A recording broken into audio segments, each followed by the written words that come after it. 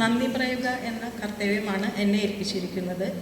ആദ്യമായി ഈ വേദിയിലിരിക്കാൻ അവസരം തന്നതിന് കാവിശികയുടെ ശ്രീ രാമുണ്ണി മാഷിനോട് ഉള്ള എൻ്റെ സ്നേഹം രേഖപ്പെടുത്തട്ടെ.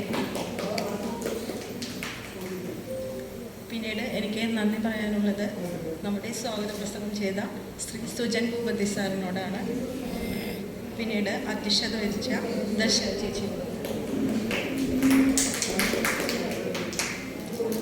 നവമാധ്യമങ്ങളും കഥയും എന്ന സബ്ജക്റ്റിനെ കുറിച്ച് നമ്മുടെ ഹൃദയത്തിൽ തട്ടുന്ന രീതിയിൽ തന്നെ നമ്മളോട് സംസാരിച്ച ശ്രീ ഫ്രാൻസിസ് നെറോള സാറിനോട് ഞാൻ കാവിശികയുടെ പേരിലും എൻ്റെ പേരിലുമുള്ള നന്ദി രേഖപ്പെടുത്തുന്നു.